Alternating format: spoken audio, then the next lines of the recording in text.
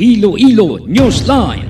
Magapangalagad na ang programa nga Iloilo Night Watch sa syudad kag probinsya sang Iloilo. Gimaras Antique Aklan kapin syudad sang Bacolod kag Negros Occidental ilabi na sa sagwa sang pungsod. Ang ini nga programa magadala sa mga balita, impormasyon kag magasipad-sipad sa mga issues nga mangin patas. Ang presentasyon sa tanan kag mabatian sa Facebook page kag YouTube channel sang Iloilo Newsline. Ang Iloilo Night Watch mangin mata kag dulunggan sa mga listeners kag mga viewers kag ining mabatian halin las 8:30 sang gabi tubtob las 10 sang gabi.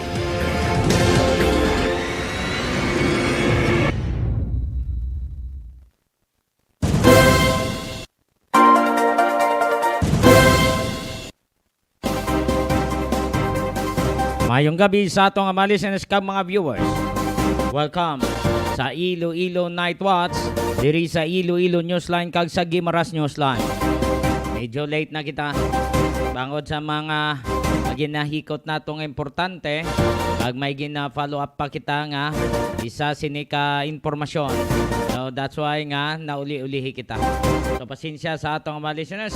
19 minutos na nakaligad sa alas 10 sa aton diri nga plastar sang aton nga mga headlines samtang ginahulat-hulata ang lokal pag-asa yari ang aton nga mga headlines.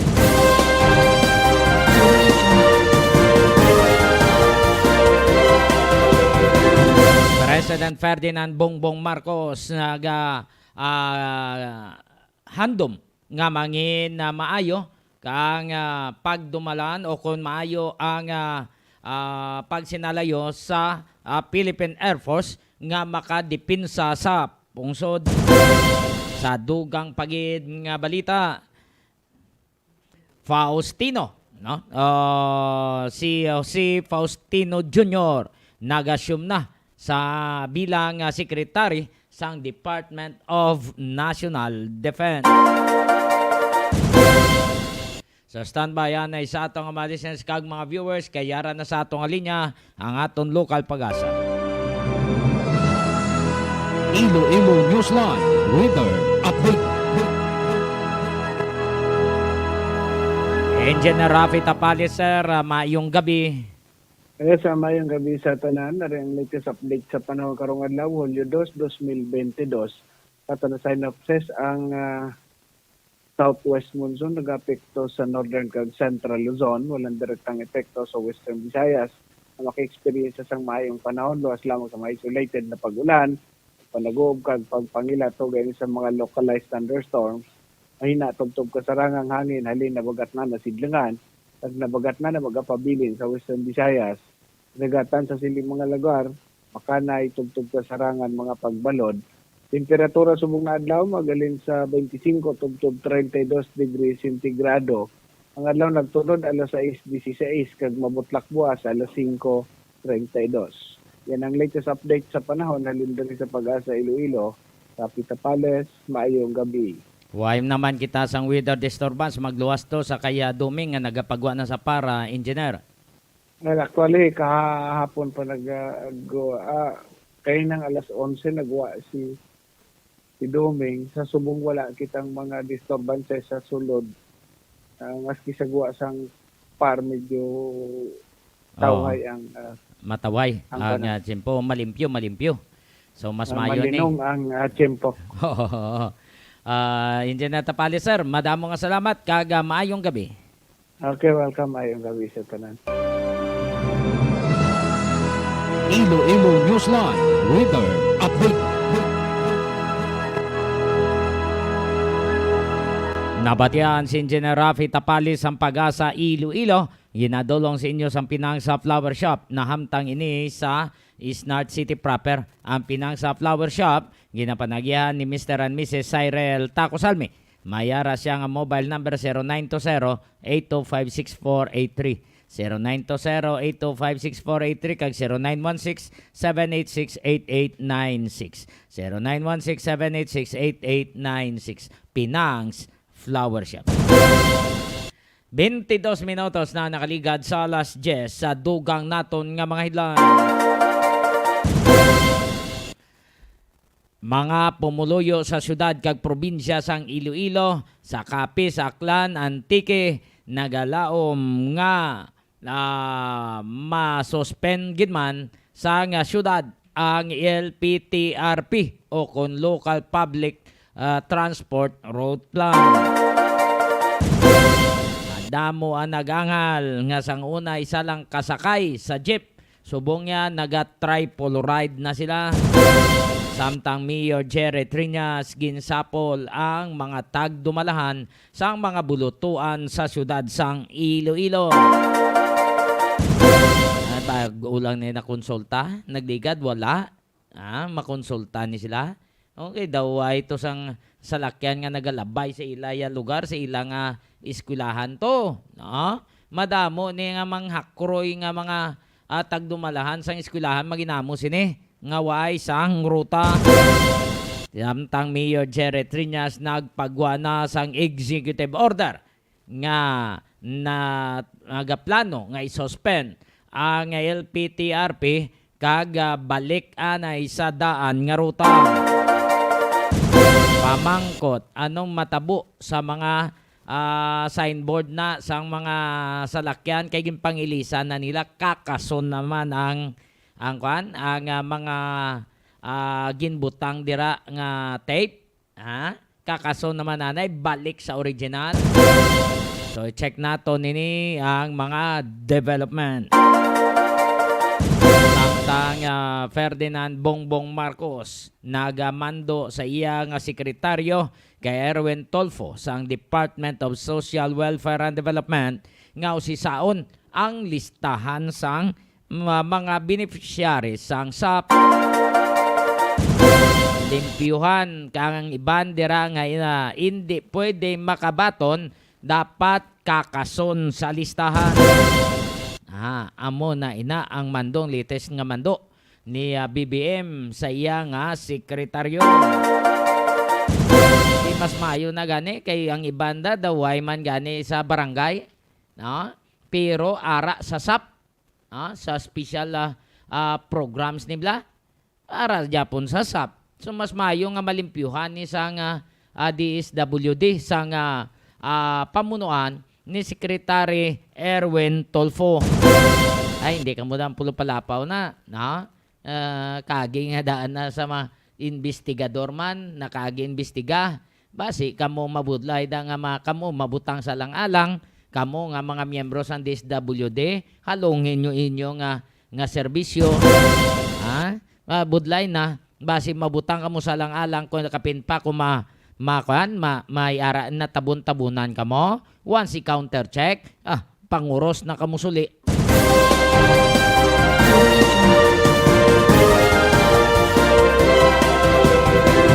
Kagini ginadolong man sa inyo sang Eager Farm sa Barangay Balibagan, Este, Santa Barbara, Iloilo. Ang itlog sa Eager Farm barato kag priska. Pwede ka mo makatawag sa ilang landline 5230039. 5230039 o kon 0947-8564729. 0947-8564729. Eager Farm sa Barangay Balibagan, Este, Santa Barbara, Iloilo. Nagsaka naman ng presyo sa itlog. Gasaka. Tabi kay kulang supply diri sa aton sa syudad kag probinsya sang Iloilo. Kaya ang iban nga supply, halin pa ni sa iban nga riyon, tiyanon mo hindi kasulod. So kulang supply. That's why nagsaka ang presyo sang itlog. Kabay patani nga hindi lang tanto, hindi lang dako-dako ang pagsaka sa nga presyo sang mga itlog. Kaya Kadoy, Kagajima, Kabalonga sa Pamilya Kabalongada, Pamilya Cordova, Pamilya Villanueva, Soria, sa Pamilya Prado, Yocari, Bautista, Guiñez, Ramos, kag Pamilya La Pascua kay Nelson Bautista, Mustana Pre Nelson.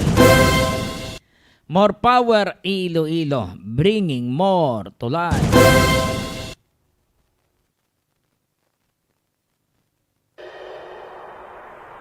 When we first arrived, we said we'd be more. And we were. We said we'd give you more. And we did. We even source 100% of our electricity from renewable energy, all while having the lowest rates in the country. But wait, no, that's not enough. This year, we're going to do more. But what does do more mean? It means more upgrades.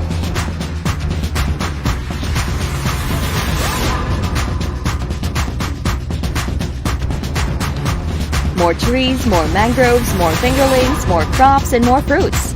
More of her, more of him, more of you, more of us, more of her, him, you, and us, making this world a better place for them. More power is going to do more, because with more power comes great sustainability.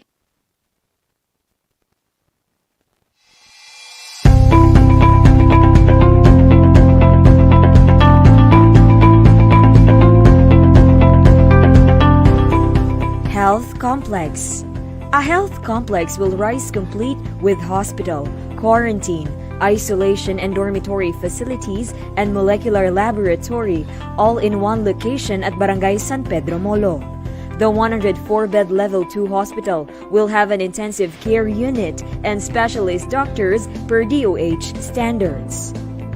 Molecular laboratory. There's an urgent need for faster releasing of RT-PCR results to effectively and efficiently manage confirmed cases.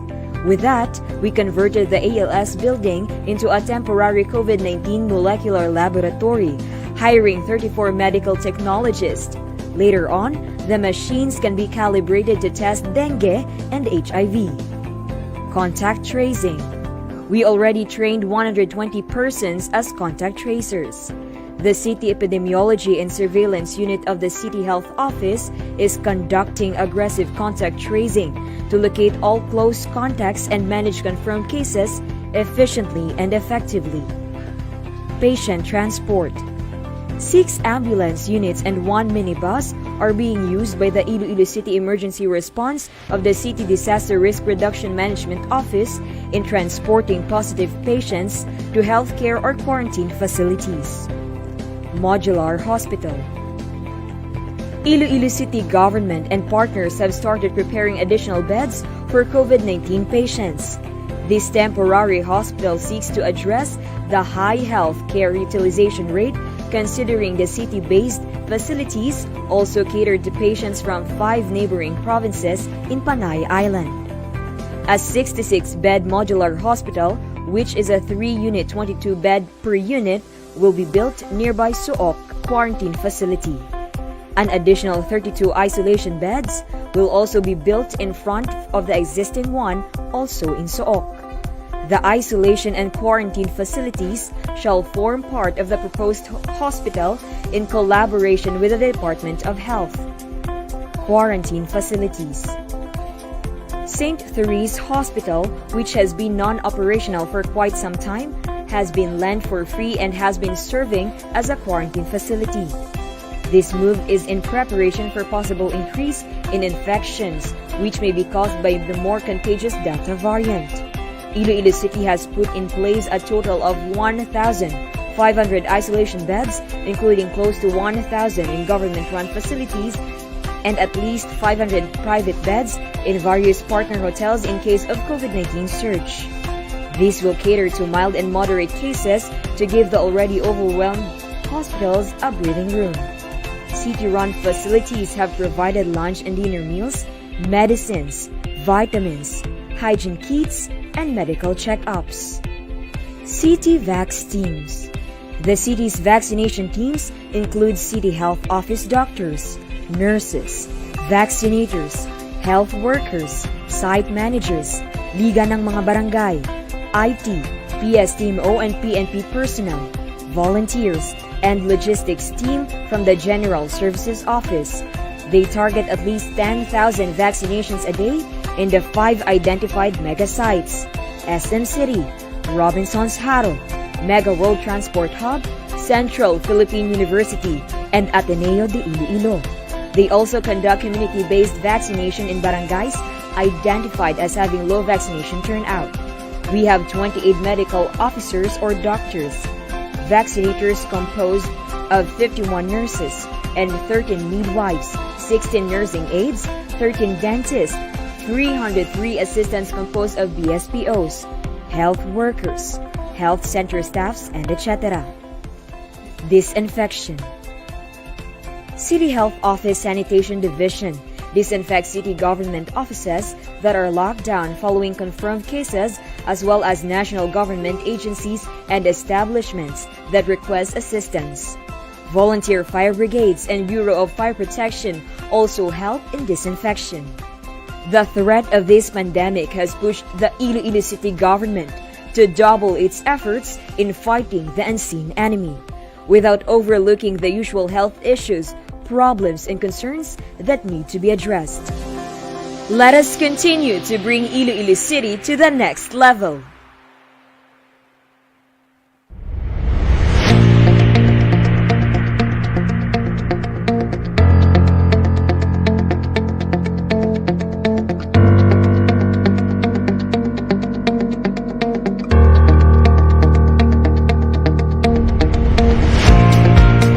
Our roadmap, Wheels for Inclusive Development and Good Governance, has been the backbone of our mission in bringing our city to the next level. W, our first addendum among 6, stands for welfare. Efficient traffic management is one of the important aspects of this platform.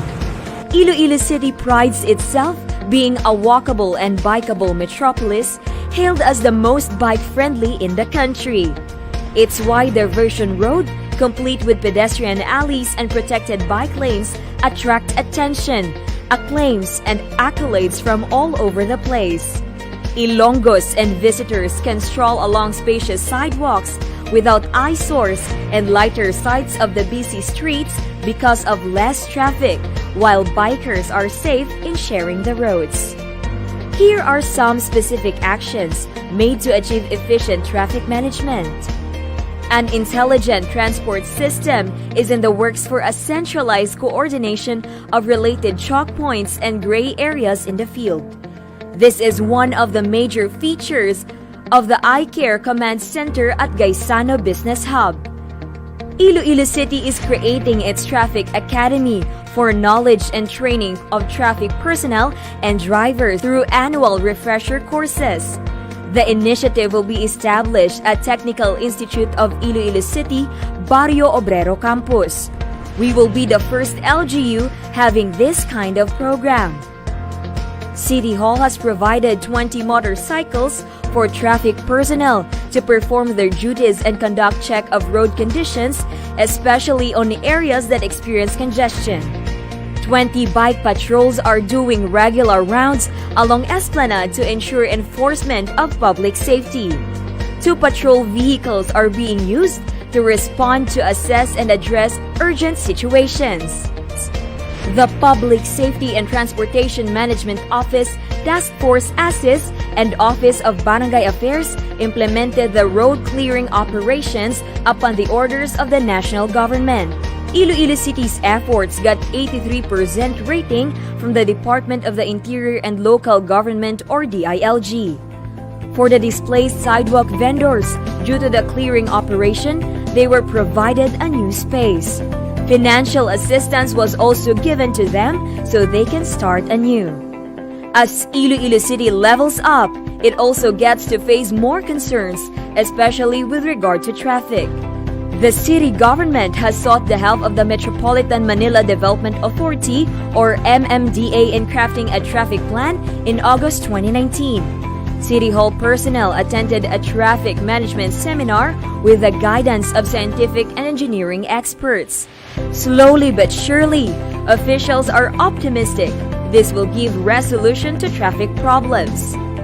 Iloilo City is geared towards developing more open spaces and access for pedestrian as well as alternative thoroughfares for riding public.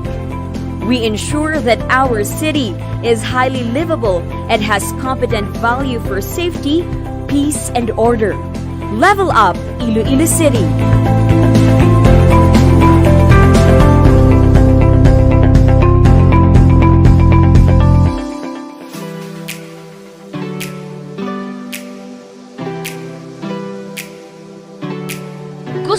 idea sa manamit nga donut nga dalon sa imo pamilya?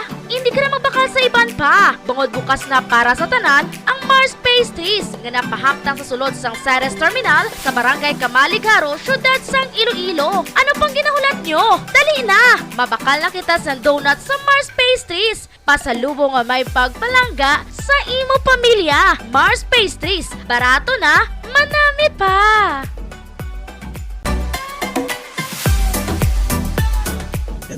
6, 7, go!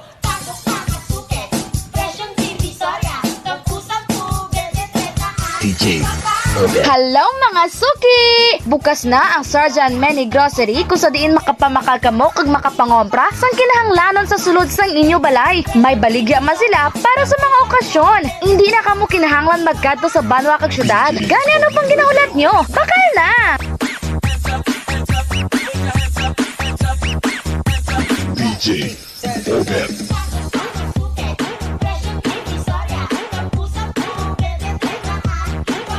Ano pang ginahulat nyo? Bakal na!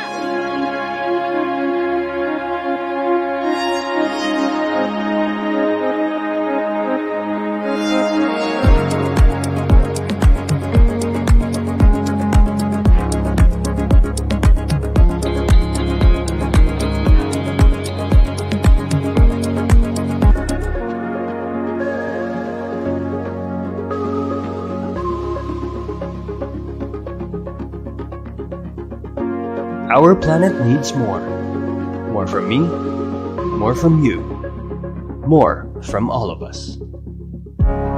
Since we started, More Power has committed itself to bringing more to life.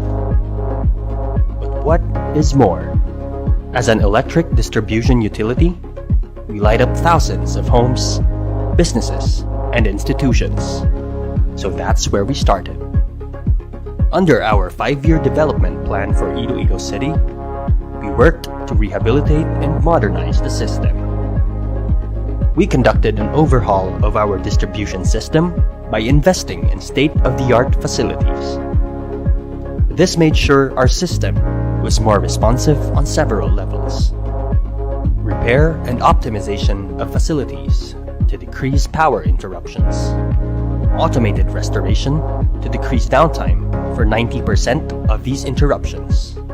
A 24/7 response team present for the rest, and mobile substations to relieve overloading.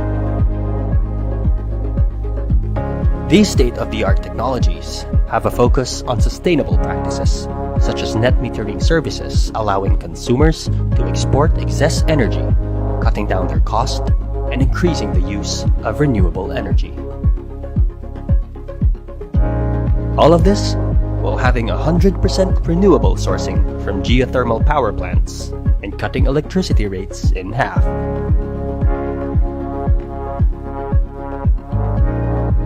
This made sure that the energy we supplied was more reliable, more accessible, more sustainable, and more affordable.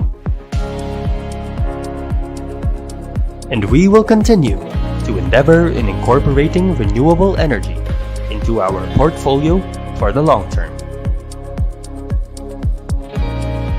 Our services are only limited by our technology, and when we upgrade, we can bring more to your life.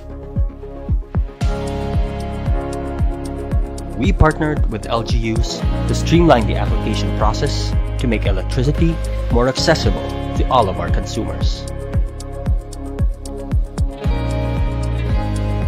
We are not afraid to take on pilferage syndicates. We collaborated with the LGUs to convert these illegal connections to legal connections. Justice and fairness must be the standard. Through the streamlined process, paired with our efforts to apprehend pilferers and crack down on illegal connections, we have reformed the energy sector. Now those who were forced to live on illegal connections can now take pride in being legitimate consumers. We are also not ignorant of the crisis our city and consumers have been facing. We feel your struggle, and we are here with you as partners. And that's what gave birth to the Partners in Power Foundation. Through our foundation, We donated millions to help the city and its institutions fight against COVID with dedicated response teams assigned to major hospitals for rapid response to save lives.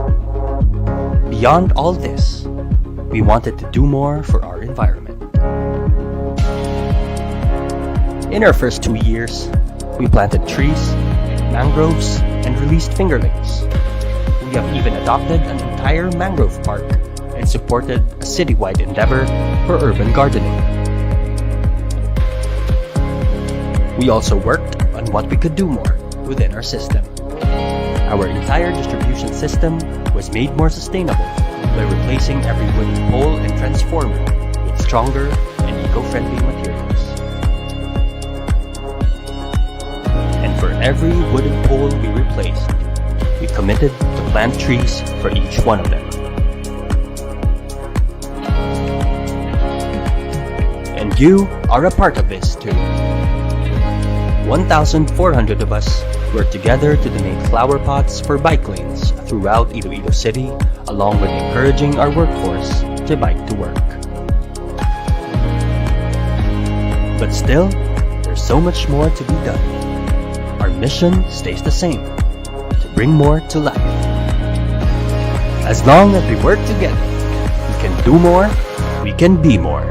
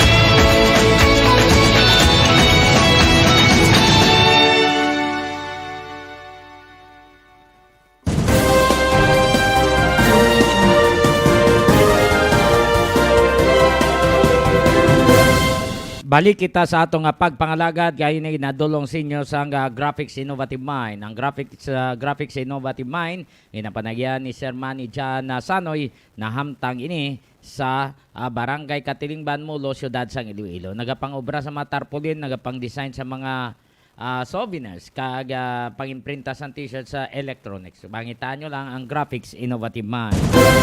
Ginadulong man sa inyo sang Cindy Sandy Store, wholesaler kang retailer, na hamtang sa Rizal, Palapala, Uno City proper, ginapanagihan man ni Sir Brian kag Ma'am Ida Joy Bono. Ipabatita sa inyo ang pahayag ni President Bongbong Marcos nga ginatanaw niya nga dako ini ang mabulig no nga mangin stronger ang Philippine Air Force kapag depende sa pungsod. Yari si President Ferdinand Bongbong Marcos sa mga interview sa RTV.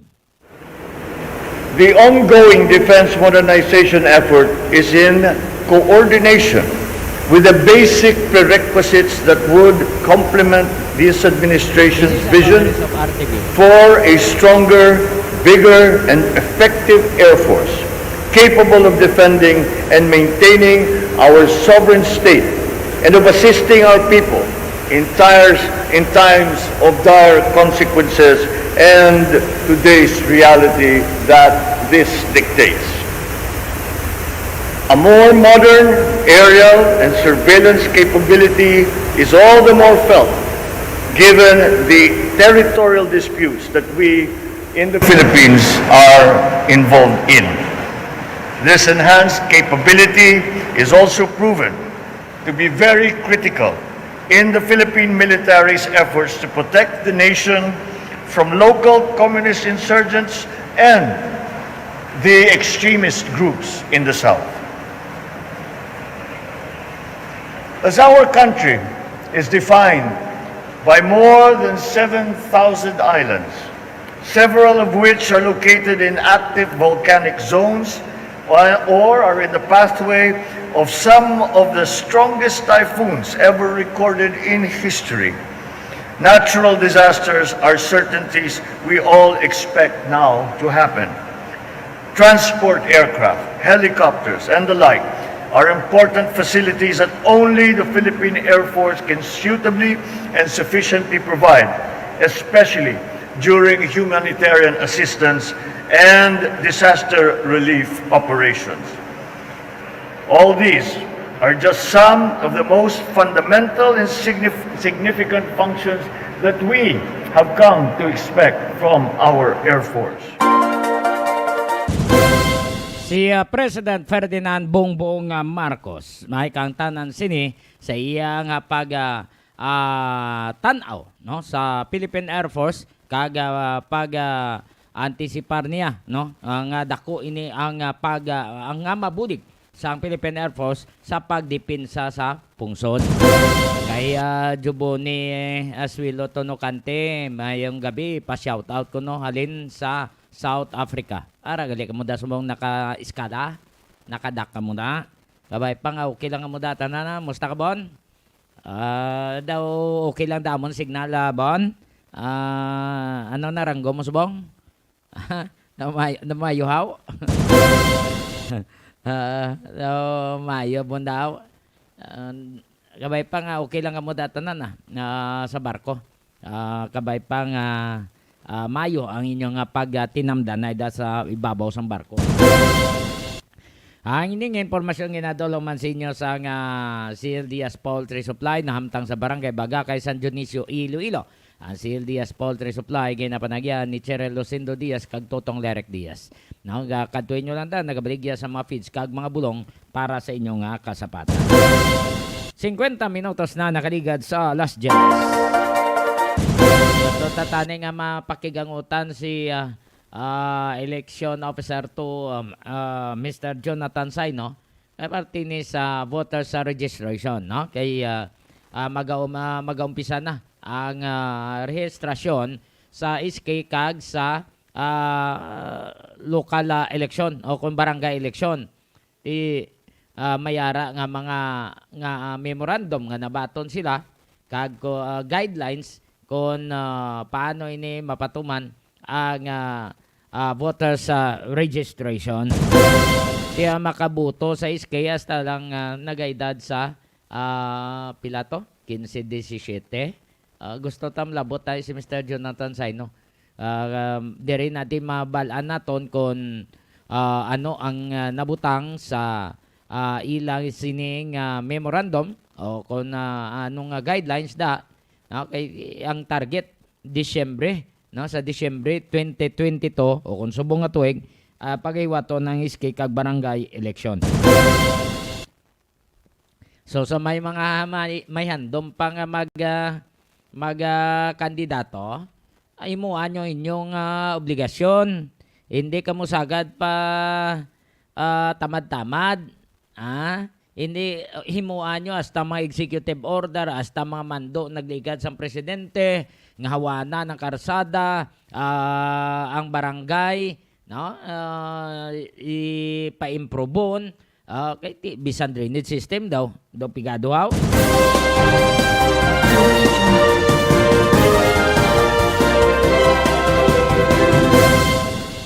Dapat nga mayara ka political will, hindi kay hasta lang sambal.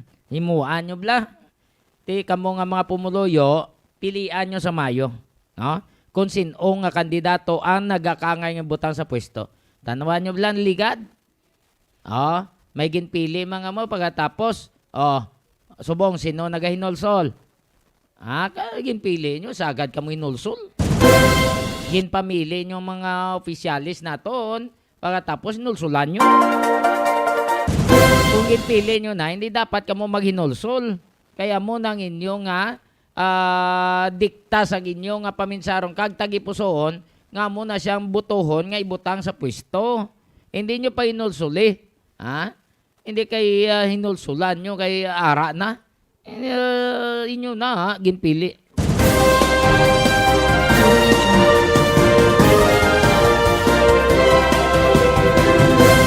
Sa mga pumuloyo, no, sa mga gimaraston may gabi, no, kay diraman sa mga katapos sa media, sa mga vendors, sa mga taxi drivers. Labi na kay Pare Raul Gordobe, musta na pa ba dugay na tangway man pangapi, no?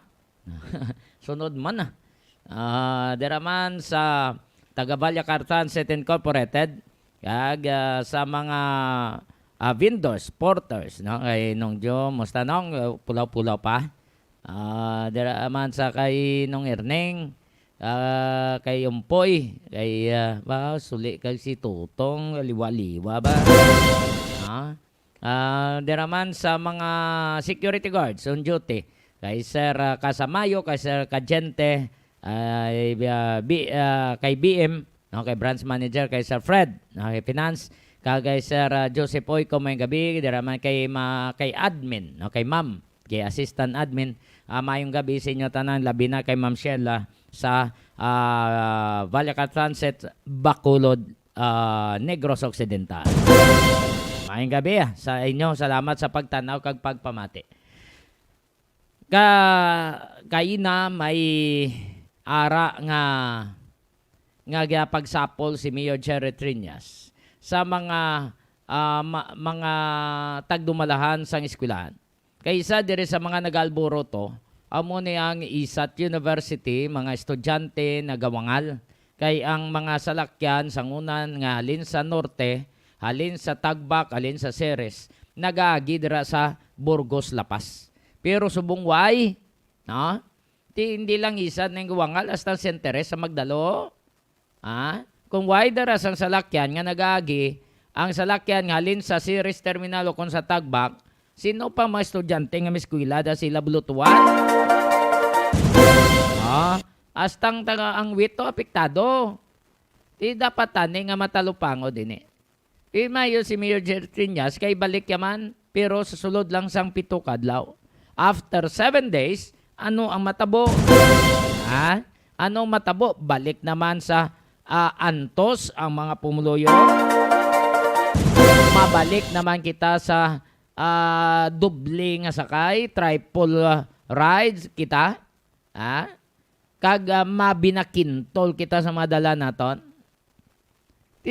Ang subong nga LPTRP, instead nga 5 kilometers sabi, nga dalagan sa sangin, panubo nila, tagpilan ng kilometro, tapos sakay ka naman, dugang pliti mo, kadulubli pliti mo, mayo lang kung driver nga, hindi abusador, no? Magsiling kita abusador, hindi blabinta huso.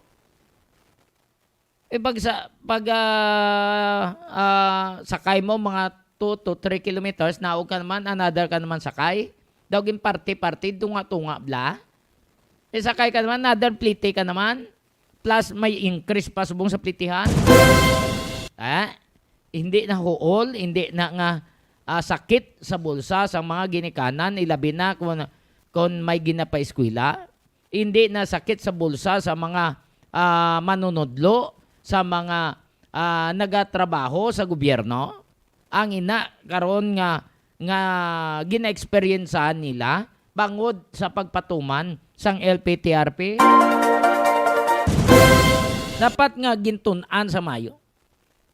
Pagambal pagabati naton modernized jeep dayon taman pinalak nga way anay maplastar sa mayo ang mga dalanon sa syudad. Siling news nagligad awanan yung mga karsada. Araman sa giapo na ma-obstruction. Nagligad tuig mo ginangambal nyo, kagin pasalig nyo ang mga drivers, nga hawanan, tiway man Japon mahawanan haw. Hasta lang kita sa hadak nga hadak, hasta lang kita sa hambal nga hambal, wala to pa.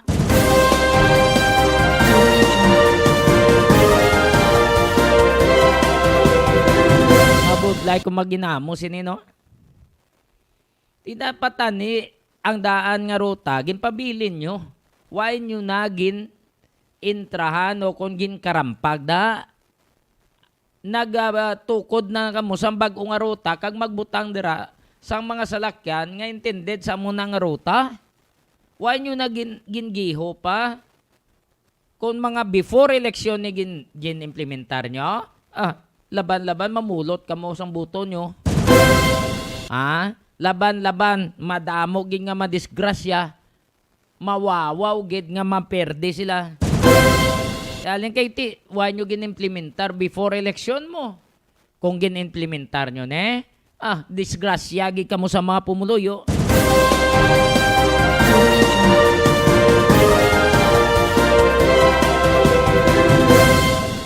Sa iban pa natong mga listeners, salamat sa pagtanaw kaga pagpamati sa pamilya Plaga, Deras Negros, pamilya Yanson, pamilya Diaz. Thank you so much Negros, sa Gimaras, sa Kapis, sa mayong gabi sa inyong tanan. Diraman sa pamilya Novera, pamilya Gamarcha, Istember, sa pamilya Ganancial, pamilya Galia, na Biniga, sa Hancorda family, diraman sa pamilya Baat, sa Francisco, sa pamilya Ganhe, Galvez. Thank you so much sa inyong pagtanaw kag pagpamati. Mama Bining, kumusta ka na? Sa mga listeners man naton sa abroad, salamat sa pagtanaw kag pagpamati. By the way, sa Sergeant Mene Grocery, sa mga nagabakala Sergeant, thank you so much. At least hindi na kamo makalakat pas banwa, maukon makapasyudad. Mga soft drinks ginapangitaan naton sa pamagi kay iban nga mga dipo ay wise tax, ay iban nga mga dipo nagpamahal pagid. Alang-alang nga baklon mo mahal na, baligya mo pagid mahal.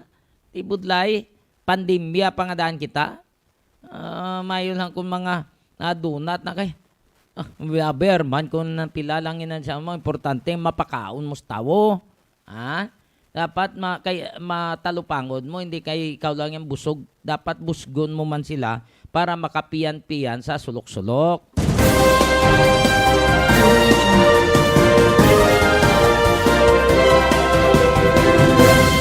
So, salamat sa atong mga listeners ka mga viewers kay Boneda. Magpulik lang di Text lang ko. Mangapita. Laban? Do gayop da na naman Boni sa unas college ni sa WB system. Subong isat yun. Tapos siya kurso, nag-proceed naman sa another kurso, kuha naman sa pareho mga daan mini. Di laban? Proceed na nagkuha man kuya maskom mo. Subong, chat-chat lang anong tabi kay ni white ang kilitanay. Imayara pa man sang kwan sang sa panawagan alumni sa ning ugo ang kwan gali October lipat ko to hindi na lain na sa Manaplan National High School na sa isat lipat ko to Sir Lee. Kay kayo Johnny Pornel, kay Sir Pornel. Lipat ko ba? May ara nga kwan nga alumni bon. Tiyan naugas barka.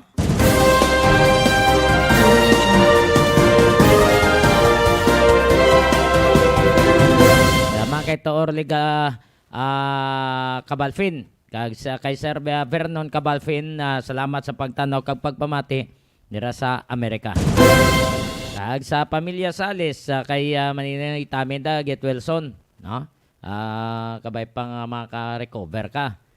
Kay Maninay Ninada, mayang gabi sa kay Totong, kay Nonoy Sales. Kay De Moriera, kay classmate, kay Nimia Marquillero sa South Korea. Salamat man sa pagtanaw kapag pamati. Kay Paurok, kay diraman sa Canada. Salamat sa inyo tanan-tanan nga pag upo dire. Liog lang subscribe sa YouTube channel sang Iloilo Newsline kag paliog lang palabot sa sa mga kilala nyo i-like, share and follow ang Facebook page sang Iloilo Newsline kag another Facebook page sang Gimaras Newsline. Congrats kay Governor Raman Nava. Balik sa Kapitolyo kag sa balik man sa munisipyo sa dira sa Ordan si Mayor Inge Chavez. Kay Vice Mayor David Gano to mayong gabi musta lang. Da magulutod ng may ni Vice Mayor David Gano niya.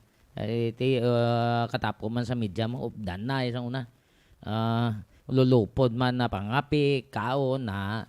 Higit ka mo da isaway na kay ka Vice Mayor David Gano kay Attorney Paul Vincent de la Cruz, Mayor sang Nueva Valencia, manghod ni Nining Arne. Sa pamilya ni Rexis Lerion, no, sa Ordan, condolence. Nagunaw na si classmate Rexis ba? Kabay pang mabuligan mo kami da. Mapangmuyuan mo kami diri nagkalabilin. Nakauna ka dira sa atol nga mahal nga makako. So, condolence sa pamilya Lerion. So, wala na kita sang tinion. Buwas naman, standby ka mo ha.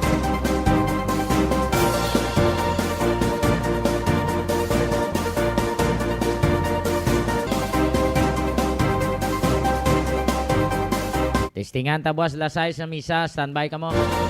Para aga pa ka mo makasimba, kung hindi ka mo makakadto simbahan, makapamati ka mo sa online. Sa Facebook page ang Iloilo Newsline o kung sa YouTube channel. Kamo dapon pwede ka mo pamati. Kaya hook up kita direkta sa Haro Metropolitan Cathedral. No? Direkta na sa Haro Cathedral. So, po na kay Toto Boy Chef, kagay no na MJ.